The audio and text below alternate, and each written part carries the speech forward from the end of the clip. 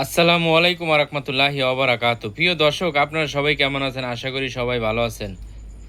দর্শক, আজকে আমার মেয়ে সুস্বাদু লুডুস রান্না করব। সেই জন্য এই যে পেঁয়াজ, এখানে পেঁয়াজ আছে, কাঁচামরিচ আছে, এগুলো কাইটে নিতেছে ও লুডুস রান্না করার জন্য। ও নিজে কোড়া কাটার কিছু শখ, সেই জন্য ও নিজে কোড়াকাটি করতেছে আর কি। আম্মু, আজকে সুস্বাদু লুডুস পাকাইবা তুমি?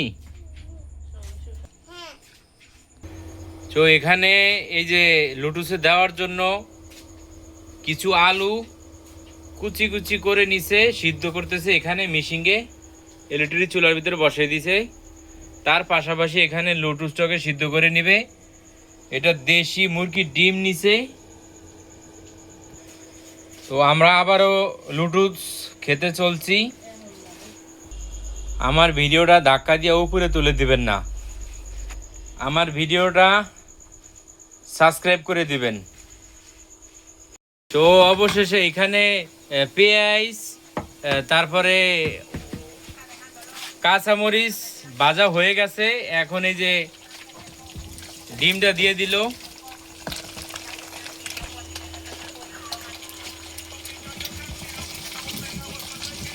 সবকিছু সেম কামে লাগবে।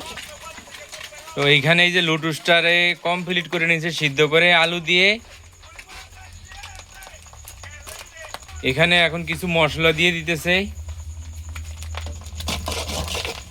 তো এখন এই যে লুডুসটাকে দিয়ে দিল।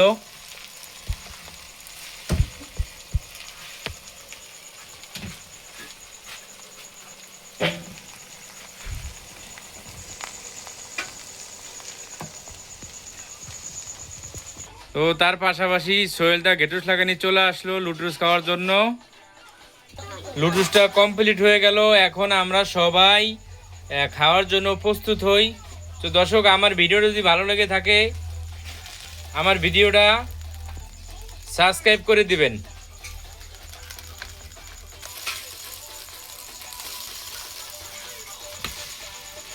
তো আমার বাচ্চায় খাওয়ার জন্য প্রস্তুত হয়ে নিছে। তো দেখে নুসরাতে বাটি নিয়ে চলে আসলো তাড়াহুড়া করে খাওয়ার জন্য। নাও আম্মু, তুমি প্রথম যাত্রা করো, ঠিক আছে? দাও, আমার বাচ্চাটার আগে দাও।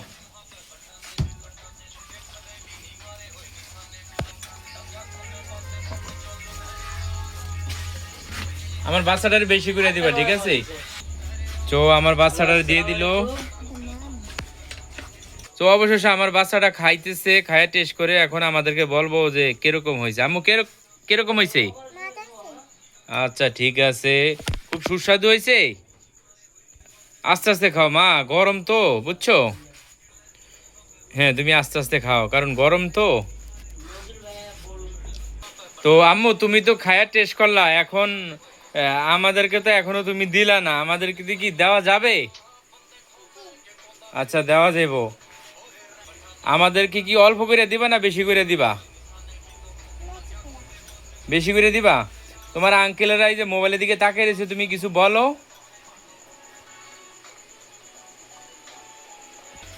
তো দর্শক, ভিডিওটার বেশি বড় করব না।